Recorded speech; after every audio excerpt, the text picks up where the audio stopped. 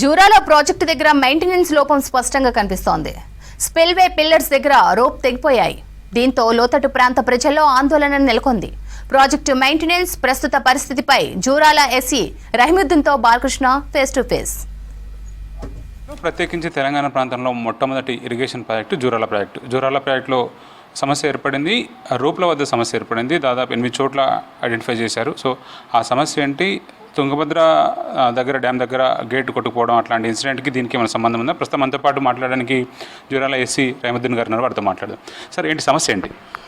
సమస్య ఏం లేదండి. జూరాల ప్రాజెక్టు ఏదో జరిగిపోతుందని వార్తలు రావడము అది తప్పు, అవాస్తవము. జూరాల ప్రాజెక్ట్ అనేది మొత్తం 62 గేట్లు ఉన్నాయి.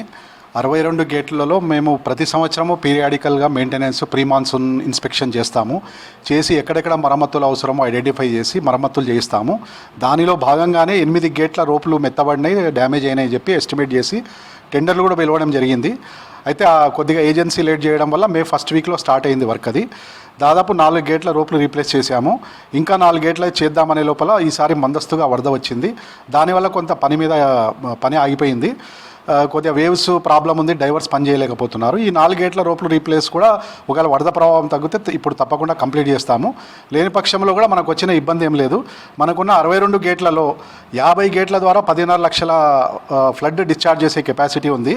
కాబట్టి ఎవరు ఎటువంటి భయభ్రాంతుల్లోన అవసరం లేదు. జూరాల ప్రాజెక్టు భద్రతకు ఎటువంటి ముప్పు అనేది లేదు. ఇంకోటి, లోతట్టు ప్రాంతాలు జలమయమవుతుంది, ప్రజలకు విలేజెస్కు ఇబ్బంది అవుతాయి అన్న వార్తలు చాలా అవాస్తవము.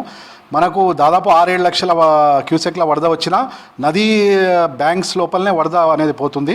అంతకంటే ఎక్కువ వచ్చినప్పుడు కొంత నదికి ఆనుకొని ఉన్న పొలాల్లోకి నీరు పోతుంది, కానీ గ్రామాల్లోకి నీరు పోదు. కాబట్టి ఈ విషయంలో నేను చెప్పదలుచుకున్నది అంటే ఎవరు ఎటువంటి భయాందోళనకు గురి కావద్దు. మేము మా టీం అంతా 24 గంటలు పనిచేస్తున్నారు. వారి పర్యవేక్షణలో వరద ఏ విధంగా పెరిగినా కూడా దానికి అనుగుణంగా గేట్స్ ఓపెన్ చేసి కిందికి వదులుతున్నాం. ముఖ్యంగా ఇప్పుడు జూరాల ప్రాజెక్ట్కి దాదాపు 1,00,000 క్యూసెక్ల పైగా ఇన్ఫ్లో వస్తుంది. సో ఇన్ఫ్లో కూడా పెరిగే అవకాశం ఉంది కూడా. సో గతంలో జరిగిన తుంగభద్ర గేట్లకు సంబంధించిన ప్రమాదానికి దీనికి ఏమన్నా అంటే గేట్ల విషయంలో ఏమైనా వ్యత్యాసం ఉందా, లేకపోతే ఒకవేళ వరద వచ్చినా కూడా తట్టుకునే అవకాశం ఎంతవరకు ఉంది మనకు? ఇక్కడ మీకు ఒక విషయం చెప్పదలుచుకున్నాము. తుంగభద్ర గేట్స్ అనేది వర్టికల్ గేట్స్, అవి ఇక్కడ మన దగ్గర రేడియల్ గేట్స్.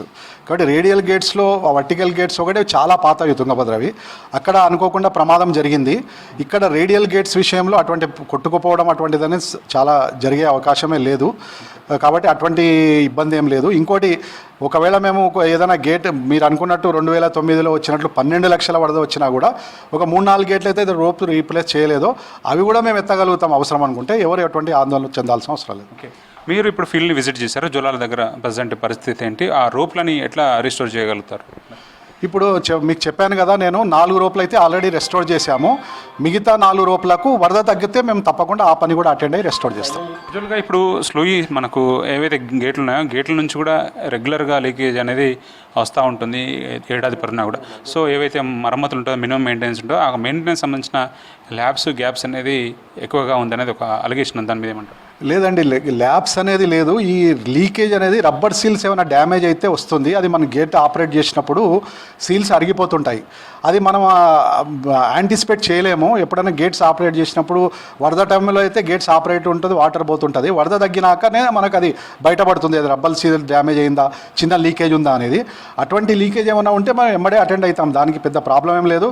దానివల్ల ఎక్కువ నీళ్ళు కూడా బయటికి వెళ్ళవు. ఏదైనా ఉంటే దాన్ని అప్పటికప్పుడు దానికి అరెస్ట్ చేసి చర్యలు తీసుకుంటాం. అటువంటి ఇబ్బంది ఏం లేదు.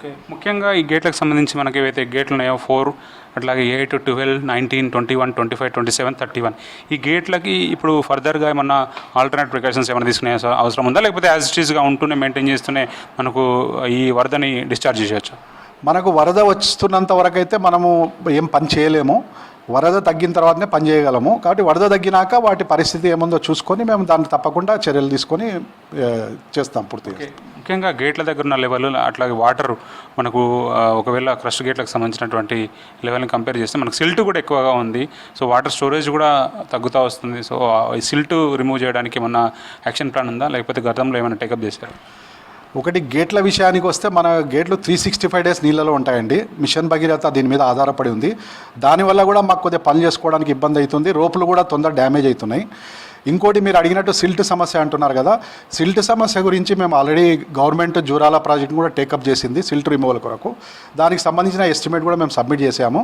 అది గవర్నమెంట్ అప్రూవల్ ఇచ్చినప్పుడే టెండర్ పిలిచి ఆ సిల్ట్ రిమూవల్ గురించి ఏజెన్సీ ఫిక్స్ చేస్తాము. ఓకే, ఇప్పటికే ఏమన్నా బడ్జెట్ ఏమన్నా శాంక్షన్ అయిందా? ఎంత? దానికి బడ్జెట్ కాదండి, అది ప్రైవేట్ పార్టిసిపేషన్లో టెండర్ పిలుస్తున్నారు. వాళ్ళు సిల్ట్ తీసిన తర్వాత దాంట్లో శాండ్ ఏదైనా వస్తే దాన్ని సేల్ చేసుకొని ఆ అమౌంట్ రికూప్ చేసుకునే విధానంలో టేకప్ చేస్తున్నారు.